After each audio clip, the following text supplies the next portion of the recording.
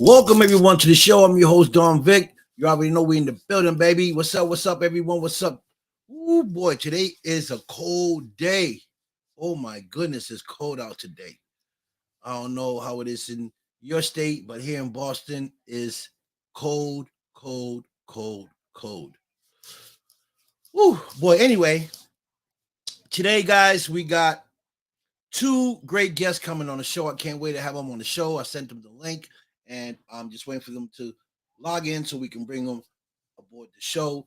My good friend, actor Beau Thompson, and my other good friend, um, Becca Spencer. We'll be talking to them today about their new film called Lotus and see what else they've been doing um, in the past before they got to this film. So I want to shout out Sugar Shack Bronx Sweets. Again, anyone, it's a pastry out in New York. I love to promote it because he does great cakes. And so, if anyone's in the New York area and wants a cake for whatever it is or whatever occasion it is, make sure you reach out to Sugar Shack Bronx Sweets and get your cake there. Ooh boy! Also, big shout out to Power Post Network, the P3 family, my girl Squeakers, Aaron, and everybody else that's in the paranormal. Also, big shout out to Global Ghost Hunt as well. People, if you haven't seen a good show, make sure you guys tune in and watch Global Ghost Hunt. Okay, for real, for real, for real. Also, big shout out to my brothers Enlightened Souls Paranormal with my brother um, Mark Lee, Sean, Tammy. Boy, I hate to say her name. My girl Barbara and the rest of the team. Big shout out to them. What's up, Mark? Mark is just talking about that. Thank you, Mark. Thank you, brother. I appreciate it. I can't forget. I can't forget Barbara. Boy, I won't. I will never hear the end of it. I will never hear, never, never hear the end of it. Okay. Thank you for logging in, Mark. Um, so anyway, Mark, I still got to talk to you about the stuff that we're working on. I don't know where you and Shauna at with the script, but we need to talk about that. See what we're going to do with that. Um, so maybe after the show or tomorrow we can link up and we can talk about it. Awesome, awesome. See, that's what I like to hear, baby. That's what I like to hear. That's what I like to hear. You know. So people, and also guys, you guys can log into Enlightened Souls Paranormal, great paranormal group. You guys can watch it, man. They're the real deal. um they be having some amazing investigations. Also shout out to my brother Marcus Wells as well. Minnesota Spirit Hunters, you guys can check them out as well. They're awesome. Oh, so Mark Lee has a concert tomorrow. Okay, tomorrow night. Yeah, you guys got to check out my man Mark, man. My man Mark he's a rock star. Okay, you guys got to check him out. He is totally different when he's on stage. You would not even recognize Mark when he's on stage. He's like a total different guy. I'm trying to tell you something, but yo, let me tell you, he be rocking the stage. It'd be a whole lot of people cheering him on and watching him. Yo, Mark got something going on here. He really does. I can't wait to end up going to uh, Peoria, Illinois, and come see them. And I'm going to try to make it out this year in the summer and come hang out with my family out there. And I know what they're going to try to do when I come out there, but I'm gonna make sure I bring a bodyguard because they're not taking me for no ghost hunt. I'm trying to tell you, boy. What's up, Nando? What's going on, baby boy? How's everything going? Oh, I see a picture with you and your family. Very nice picture. Okay. So we're just waiting for my guests to come on so we can start the show. My brother, actor and producer, Beau Thompson, and his partner, Becca Spencer. She's a screenwriter, producer, and an actress as well. Um, They just shot a film called Lotus, and we're going to talk about that film. So you guys tune in and check out what they got going on and what this film is about. Okay, because it's listen, this is what we do here. You know what I mean? We're moving up. You know what I'm saying? We are moving up. Somebody said they saw you. The woman you was kissing wasn't me. And I don't want to know the truth. Baby, keep it to yourself. I don't want to know. If you're playing me, keep it on the low. Cause my heart can't take it anymore. And if you're claiming him, then keep it on the low. Cause my heart can't take it anymore. Mark, you gotta sign me up. You gotta sign me up to the band. You heard? Sign me up to the band. Oh boy, I'm feeling good today, boy. I'm feeling good today. It's cold as hell outside. I'm in the crib, you know, and I'm about to talk to two amazing actors, and I'm just excited. And tomorrow I got two more exciting guests coming to the show. I got Dennis Mullen and Shannon C. Lemire coming to the show. Two exciting actors, man. They are Shannon Lemire is working on a film called Black Creek, and we'll be talking about that tomorrow. I'm excited. The lead role to that film is Cynthia Rothrock, and she's excited. She's all over social media. She's excited. You know what I'm saying? I think I'm more excited than she is, to tell you the truth. But, you know, I love to see my people happy. When they're happy, I get super excited. You know what I mean? So, guys, hi, Andy. How you doing, sweetie? Hey. Okay. So, guys, we got our guests on the panel here. We're going to bring our guests on and we're going to talk to them and find out about this amazing movie that it's out now called Lotus. So, peace, welcome, actor Beau Thompson. Hey. Hey, how's it going? Hey, okay. And we got actress Becca Spencer. Hi. Hey, what's up, guys? Hello. She's the brains of the outfit. You guys are looking awesome. Thank you. Okay. Yeah. Okay. Fountain of youth. Okay. I need that fountain. Send it over to me, please.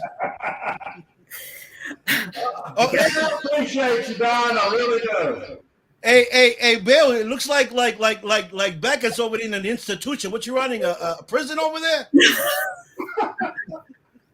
An institution? Oh, like behind me, you mean? Yeah, it looks like you're teaching something, like some prisoners, some schooling or something. I know. I work from home, and so I haven't like fixed up my other room as an office. So this is all my writing projects on my wall here in my bedroom. She's busy. She takes her work into her room. Yeah, you know. I got to see the vision as I go to sleep, you know? Oh, my goodness.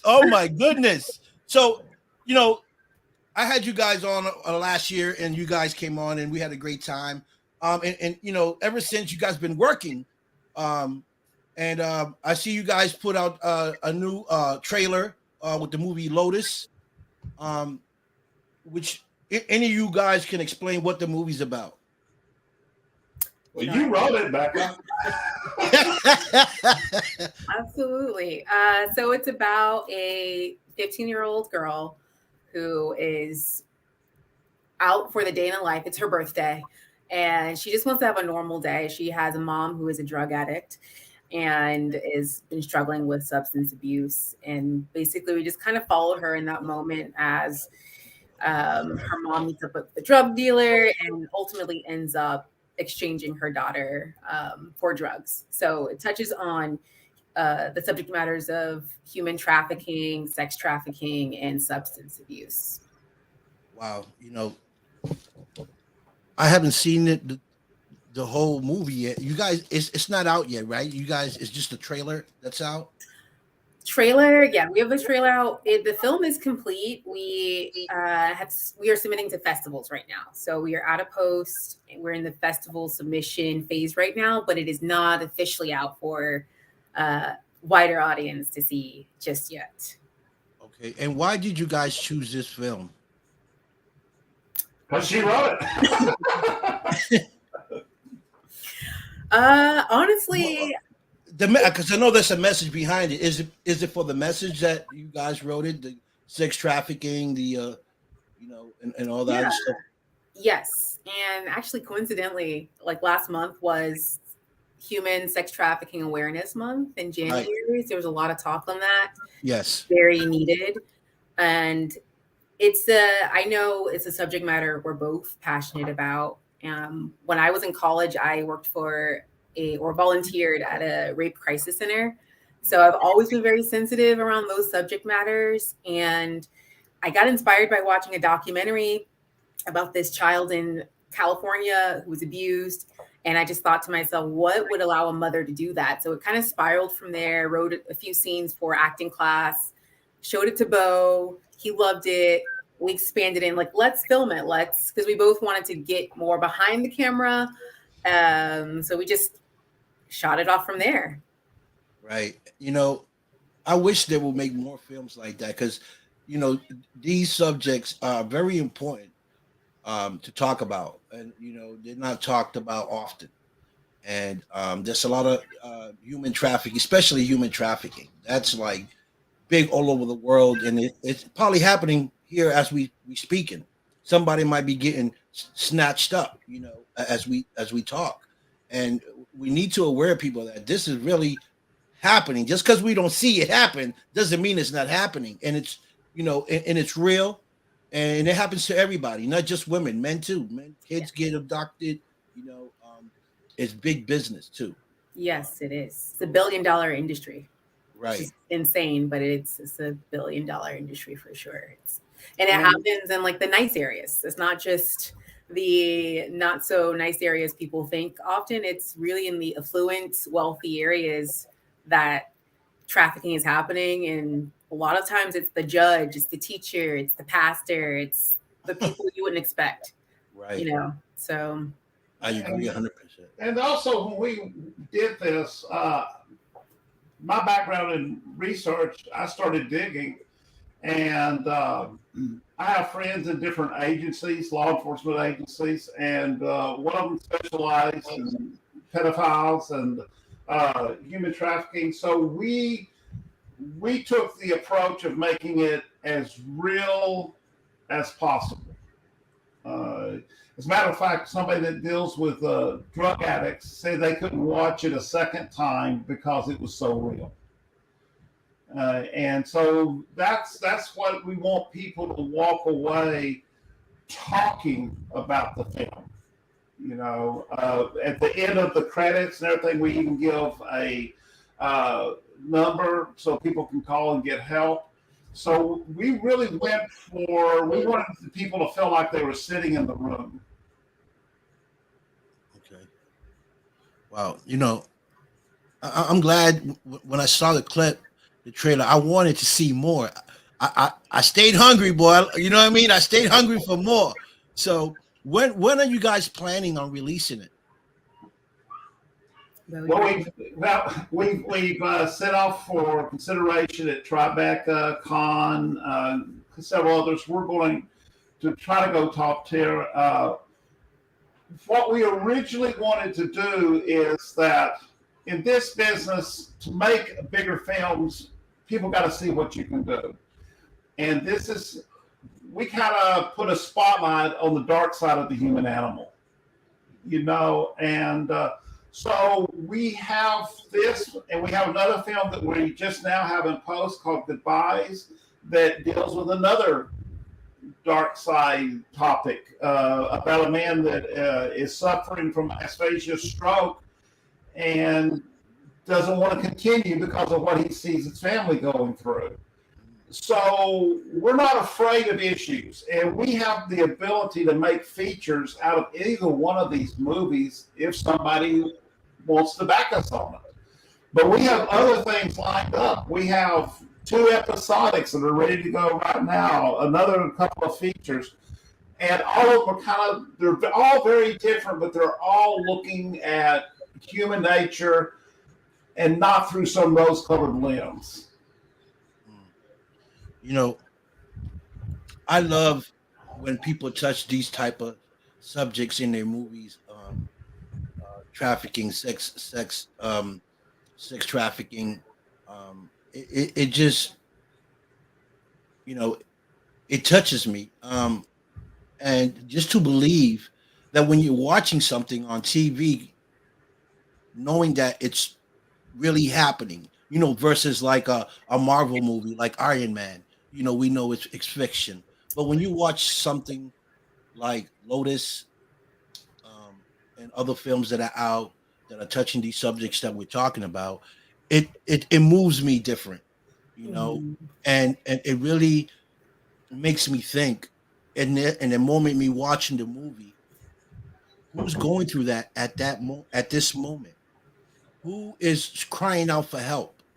You Right. know, and it's sad that we live this type of life, you know, and that we know it's happening, and usually it happens with people in power, you know, Yes. because you need money to make these things happen, Hmm. to keep it quiet, to keep it under the rug. You need to have some type of money to make it happen. So, which takes your mind to the next level. Like, okay, and then we watch TV, and all of a sudden you see these people that I'm just talking about with money involved in it. Yes. Yeah. Yeah.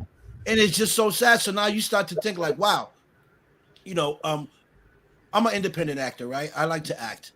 And but when I go to these places to do this, and I start meeting directors and stuff, you know, those things start running through my mind. Yeah. Like, uh, are you legit, or are you like underground? Are you like in this type of world? You know, Yeah. um, so it scares me a little bit, and it just takes my mind to something else. And I don't know if I should be doing that, but it's just an alert, you It's know. normal because and that's the thing. Like, the goal is to bring awareness. Like, I don't want people to be paranoid and non-trusting of anyone, but it's just to be aware that it could be, ask questions and just pay attention to your surroundings and who you're talking to and what's going on in your environment. For sure.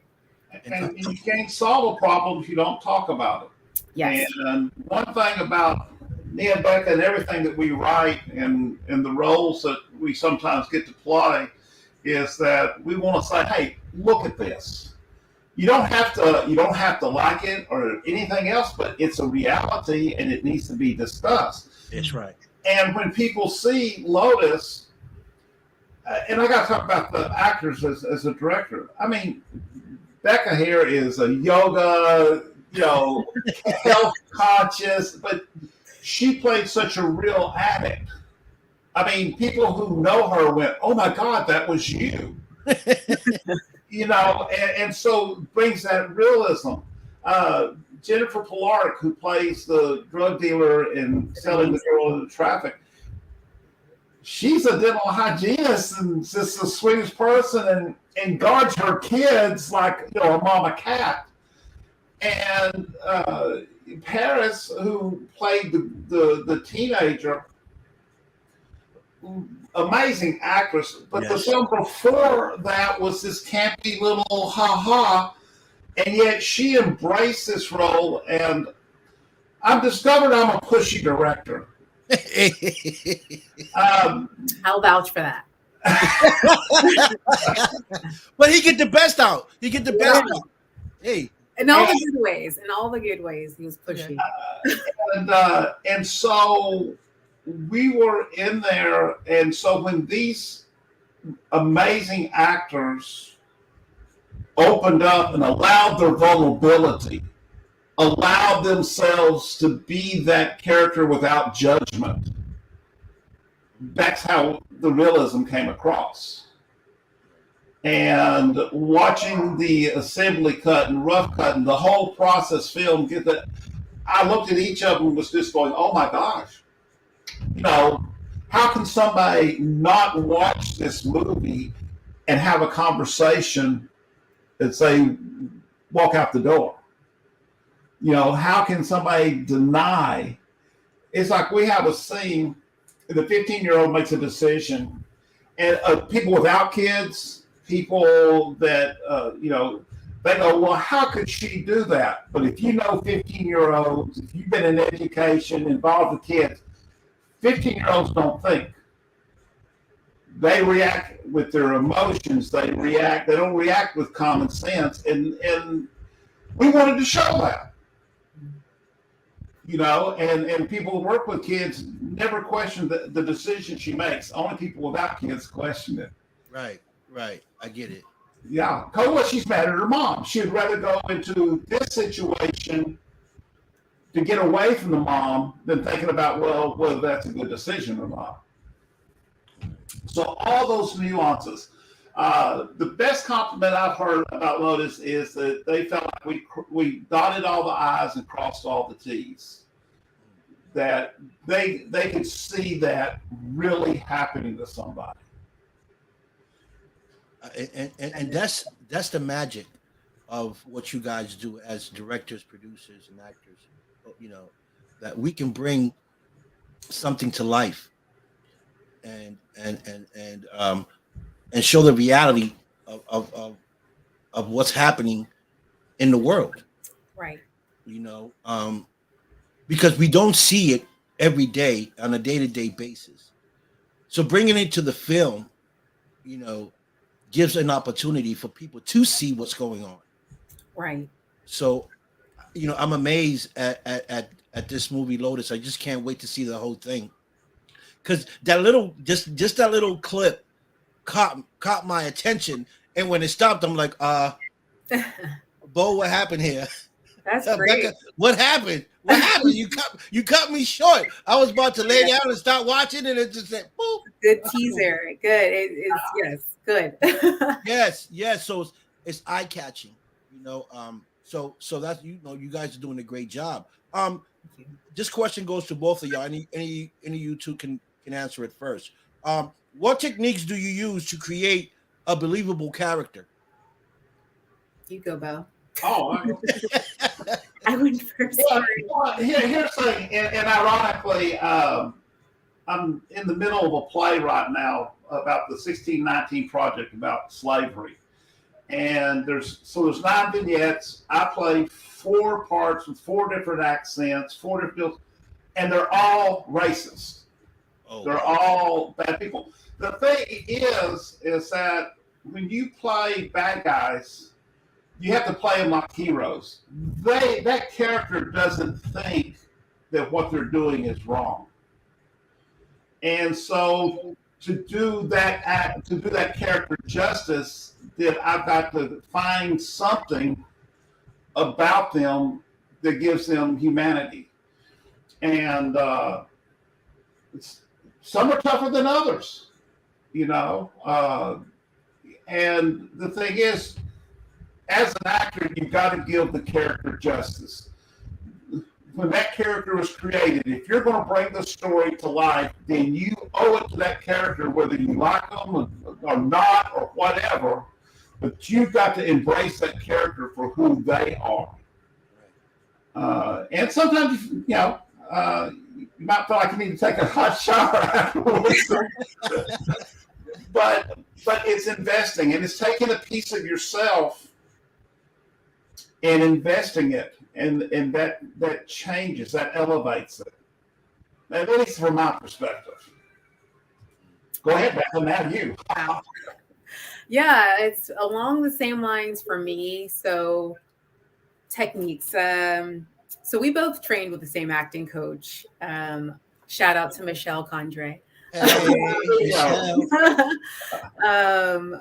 I think the best thing, like, she's given a lot of great things and tools that have helped. But I think the thing that hit most for me is like surrendering to the given circumstances. So like we've trained in Meisner method. And for me, it's just like letting yourself be that person. So along the lines of what Beau said in the moment. There's no judging the decisions. There's no like blaming or whatever. I'm just accepting who I am as that character in the moment. I have to suspend Becca and be this person. And I have real life things I draw upon, but I don't rely heavily on that. I just allow myself to believe that I am this person. and you kind of just have to surrender to the process and trust and be vulnerable and a whole lot of other things.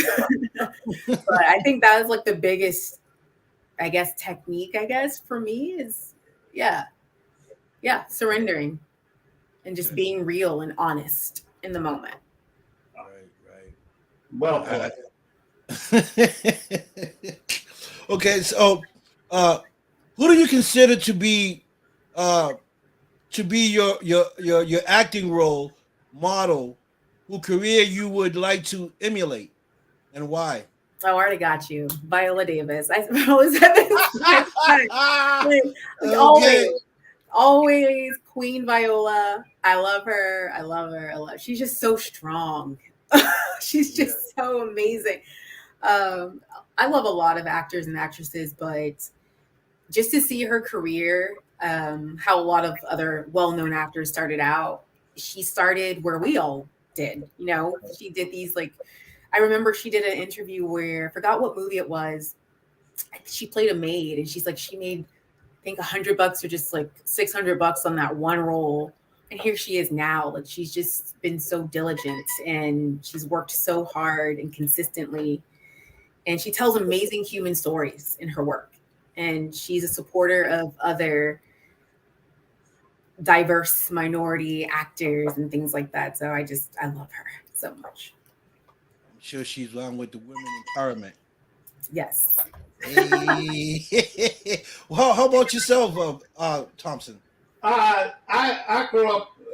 I'm a lot older than probably both of y'all, but Cary Grant was my favorite growing up. And what made him my favorite was I was invited to a afternoon with Cary Grant. There's only about 20 of us, and we could ask any question, anything that we wanted, and he was completely honest and open, and that they so believed in their characters back in the day that they could be playing poker and go hit their mark and bring that character to life because they invested themselves. So I always admired that. That's the actor I wanted to be, was to be able to be over here and chit chat, and then when it's time to hit the mark, you don't see anything but the character. And I guess if modern times, Bryan Cranston, because he's not afraid to push boundaries. He's not afraid to do something that's uncomfortable.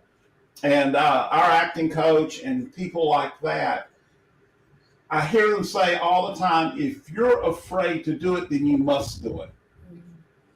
Because you're not going to grow if you stay in your little comfort zone. And so I played some horrible people. I played a drag queen. I played all these different things because that resonates in my head.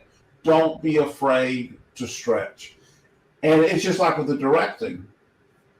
I never wanted to direct. He didn't. He didn't want to. He didn't want to direct Lotus when I first brought it up. He's like, "Are you crazy? What?" It took a lot of convincing to get him to say yes. Wow. So okay, so let's talk about that. How was your experience about directing? I resisted it with everything possible. Unfortunately, Becca is also very good friends with my wife, so Oh, okay. I'm doomed. Extortion, threats of violence. Extortion. Yeah, we do what we do. Here's the thing, and I've told Becca this, I really resisted, but it taught me, I'm all about bringing a story to life. Right. And she showed me directing is just another tool to bring a story to life. And I was terrified, still terrified, of the responsibility of being the director. Because I don't look at things the way everybody else does. I never have. I don't as a writer. I don't as an actor. And I sure don't as a director. My ADs and camera people are all like, what is he doing now? And what was so great about Lotus, Carissa Lynch was the cinematographer. Yes. Awesome. And I told her, I said, look, I want something filmed somewhere between Ozark and Killing Eve. And she took it and ran. And one thing I learned from being an athletic director is you get good people and you let them do their job. Right. And so we had Carissa doing the cinematography, which the look of the movie is wonderful. Sound, he's one of the best sound guys in the world. I mean, he's amazing. And all these people, the makeup and Lauren who did the production, all these people, you just said, here's what I want, and they went and did it. And that's what a good athletic director does, or a good head coach. He hires people that does and then do their job. And so I just got to work with the actors, and the only thing I feel like I didn't do anything except create a bubble so the actors could do what they do best. That's what I wanted, and I knew what I was looking for. And I'm knowing Becca, knowing Jennifer, poor Paris, she didn't know me from I'm going, oh my God, she goes to a workshop at UCLA for actors. Probably will never speak to me again. But I made Becca mad at me, and I made Jennifer real mad at me. I mean, she said something not very nice in front of everybody. Oh boy! But the thing is that I directed it how I would want to be directed. I want, it's just like, I want realism. I want emotion. I don't care if you flipped a word around. Right. Some of the best parts of that were the characters were so engaged that the dialogue grew. They never strayed from the story, but it grew in that interchange. And that's what I wanted. I wanted them to feel like they could go in there and own that character. Right. And so, and we the little things matter. What I mean by that is, we had a gun wrangler there, Tony Ferguson, and he made one little adjustment to the drug dealer. And that was, he said, stand. Well, Becca's laying on the ground. He told Jennifer, stand between her legs. Because that's a power stance. Right. And all of a sudden, the chemistry between these two shifted. And so there's this exchange on the motel floor that, oh my gosh. It's as good as any scene in any movie that you want to pick. Just because it's low level did not change the fact that these actors took it to the top level. Right. I don't know if that answered the question or not. No. So, being a director, what would you say will be the toughest thing? What is the toughest challenge as a director? The same challenge it was as a director. It's like you get 9,000 questions, but the toughest part is after the film. When you got to look at the assembly cut, and then the rough edit, and then you got to decide, and people asking you. Heck, when I first started this, Becca and them were asking me, what's your color palette? And I'm like, what is a color palette? Okay. And I learned it. But for me, it's the after we're having to wait on the editor. And Tiger, our editor is freaking amazing. And it's just me not going, no, don't text the editor and ask. Don't leave Tyra alone. Let her. So the waiting is the hardest part for me. Working, being busy, handling problems, things go wrong. Things always go wrong. You got to make adjustments. But if you listen to your people, it's an easy fix. So by far the hardest thing for me was Waiting. Well, that's everybody's problem waiting, especially if you're an extra, you got to wait for that one row. When you're walking by with the dishes, and that's it. And you're at the end of the film. You're like, dude, I got to be here for 5 days just to walk with this plate. Yep. You know what I mean? So patience, it's a must if you want to become an actor. Yes. And I know that firsthand. Yes. I had to wait for my part too. I was like, Jesus, is this going to come up? What time is it? I'm hungry. I'm starving. I'm sweating. And then by the time it was my time, I was like, what's my line again? I forgot my line. It's so funny, So patience. You really got to have patience to become a actor or director or anything that has to do with filming. You got to have patience. Absolutely. So, Becca, what is the first thing you do to research and approach a role? Ooh, that's a really good question. So it does depend on the role. Like if it's a character that has a profession, I do a lot of Google search. I try to see if I can speak to people who have real life experience. I draw on the experiences in my real life if I've encountered something similar. And then I just dig in. I kind of break down the script. I try to find the subtext and the hidden meaning behind the words. I may bounce ideas off of Beau with him. We'll rehearse and he'll give me ideas I've never thought about before. And then you kind of just have to make choices and trust your gut and follow through and hold on to it unless the director wants to see something different.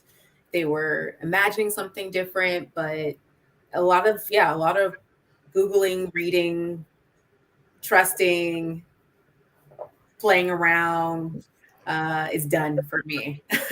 Right. So when you write your script, right? Do you stay on script or do you go off script sometimes and you let the kind of the actor go off a little bit, kind of make up his own? Oh yeah, I'm very I believe so much in collaboration. So I'll write a script, and if the actor says something different that feels more organic and it feels like it would naturally come from them, I'm fine with it. I'm not one of those writers where it's you have to stick to my dialogue word. No, I want it to serve them, and if it feels truthful, I'm good for it. There are some writers who are very picky, and I respect that. Tell me about it, okay? Some writers who are you have to say my words, my dialogue word for word. I'm okay. But no, yeah, I love it. I love it when people read a script and they make it their own and they make the character their own, because it just makes it more organic when you're on set. It makes it more real, authentic. Right. So you're flexible with it. Very flexible. And that's good. That I like working with directors that do that, because it makes the actor feel a little more comfortable, or maybe say, okay, well, this is the line. If you can come up with something similar to what we're saying in your way, it's okay, so Absolutely. that way sometimes the actor say, okay, cool, and it'll come out better than what the actual you wrote, Yes. So that's that's good. That's good. What was your longest running role on a set? Me or both of us? Both of you. I've been the lead and major supporting. Jesse's Gift, I was there for 10 days, 9 days. And All the Beautiful Things, I was there for a week and a half, 2 weeks, major supporting. So, and I've been on location in the middle of freaking nowhere. I mean, just out, it's okay, well, but I love being on location. I love being the lead. I love being major supporting, not because of the role, but because you're there longer, you're able to get more involved. And back to what you were saying about dialogue, I would rather have an actor be true emotionally than accurate on the dialogue. I don't need an actor to be worried about if they got the words right or not. Right. Yeah, it's all about that intent. As long as they have that intent, the subtext and all of that, I agree. Yeah. For me, the longest running, it was a web series I did a few summers ago, Dark and Lovely, written by and produced, directed by Cherie Monique. She's an amazing writer in Dallas. And it talks about the subject of colorism with amongst four girlfriends, like women in their 30s, and just like relationship issues in our today's dating culture and like racial, social, economic, mental health in the minority community as well. So that was across like a few weeks we shot that. So that was a really cool project to work on. What has been your most challenging role today? My most challenging role as an actor. They're all challenging for me. Yeah. Well, sometimes you get roles where you feel like the character it's more like you, so it's more like a roller coaster, smooth ride. Then you get these characters where you be like, wait a minute, where am I even going to begin to play this character? It's like nothing like me. It's like totally the opposite of you, and that's when the challenges come in. So two roles for me, and for completely different reasons. okay. One is from a film called Wrong Exit, where I am playing this horribly racist sheriff who is vile upon vile, and it bugged me because the writing, it's kind of based on a true story, and we filmed out near Biloxi, Mississippi, and but it was just to find that like I said earlier, to find that characterization. This guy, man, the only redeeming factor he had in all seriousness is he loved his family. Mm-hmm. That was it. If you were black, if you were questioning his authority, he'd just soon shoot you. Oh wow! That one was because I had to. That's the one I always think about when I got to go take a shower afterwards. It was this guy. It was on location, and it was hot and isolated. And oddly enough, Jesse's gift playing Big John, because Big John's what I wish I could be that giving. This guy, musician, lived the musician's life, and now he's helping rebuild his best friend's son's musical career rebuild. And it's all out of just sheer compassion. I'm a blunt guy. I mean, I am. You ask me my opinion, well, strap up because you're going to get it. Right. If you want to know, don't ask me because I won't tell. I won't say. And here's this guy who all he wants is for this young man who's not even his son. It's just his best friend's son. But he will do anything to help him grow. Just because it's the right thing to do. And so that made it tough because it's like, wow, I really wish I was like that. So those are the two toughest for me. Okay. And for you, Becca? For me, I feel like Lotus was pretty hard, difficult, even though I wrote it. And then the web series as well, because I played like a bipolar. I think she was bipolar, schizophrenic. Yeah, that was difficult because That's challenging. That's challenging. yeah, Yeah. it's hard because you have to find the humanity and even though these people are doing horrible things, I think that's what helps me like get into that role is finding the humanity of why they're doing it because whether they're a villain or the protagonist, the good person, we all have common things of why we do it. The villain, like Beau said, doesn't believe they're doing bad. They think they have valid, justifiable reasons for what they're doing. And our reasons may be the same, but we go about it with different actions. So it's not judging.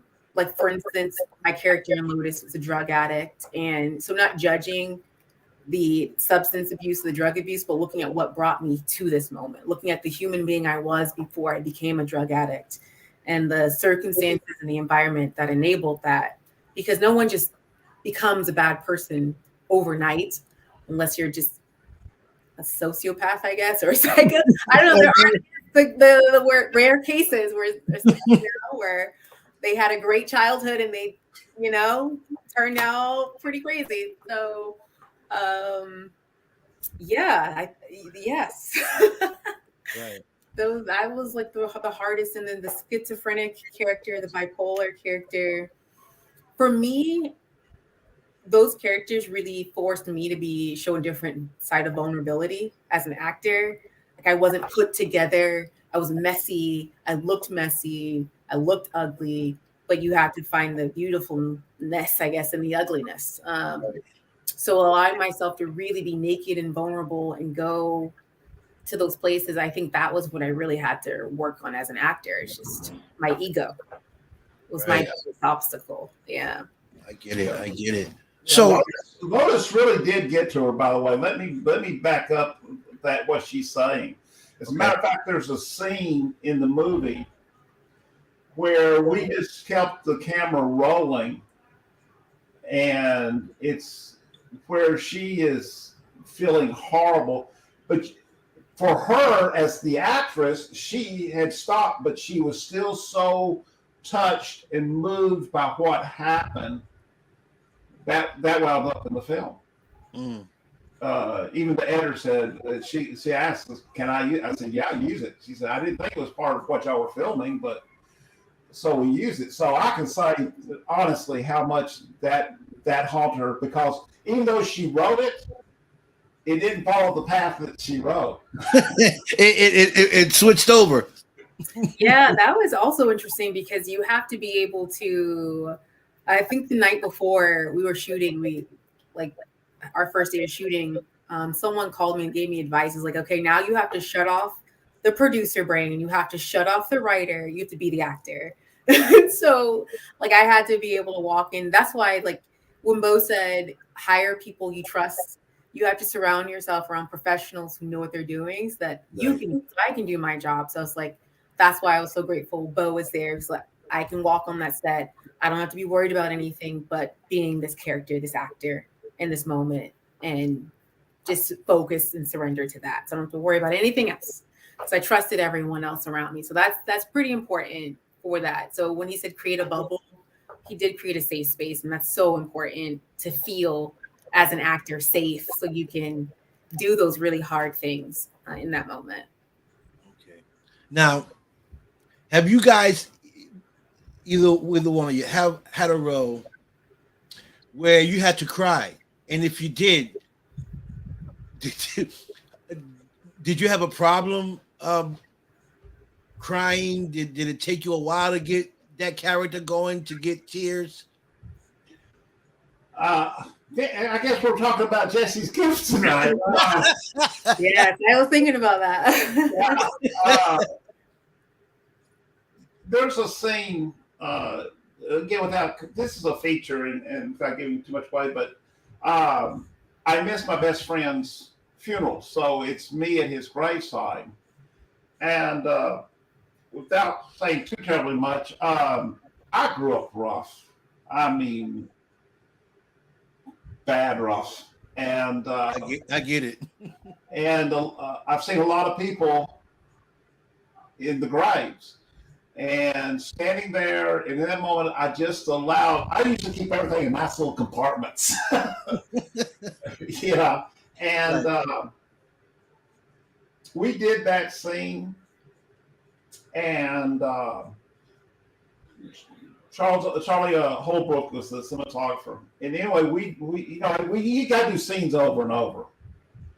And so we do the scene, and if I'm in the scene, I can't tell you what I did. I really don't know. I mean, it's just the character takes over. It's the only way I can think to say it.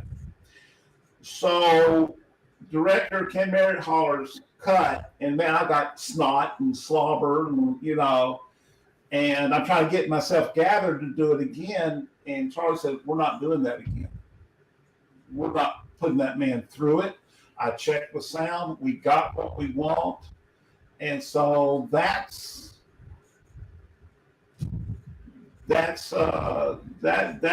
was my biggest crying scene. But generally, I just take things out of my compartment. And thanks to Michelle Condrey, I learned how to do that. Well said. I do agree. I think we lost him for a minute. He'll be back. It's technology, Yvette. Ah, yes. Gotta love it. Gotta love it. And that was pretty well said. I agree with that. You may have heard it. I don't know. I heard it. It counts. But in all seriousness, Becca, I think people are going to get as deep a reaction out of Goodbyes. We did good on those two. I'm excited to see that. It's I've been doing the assembly, and it's like, wow. Oh wait, is he back? Oh, the storm blew up the power. Oh goodness. He's all right. Well, I guess that's it.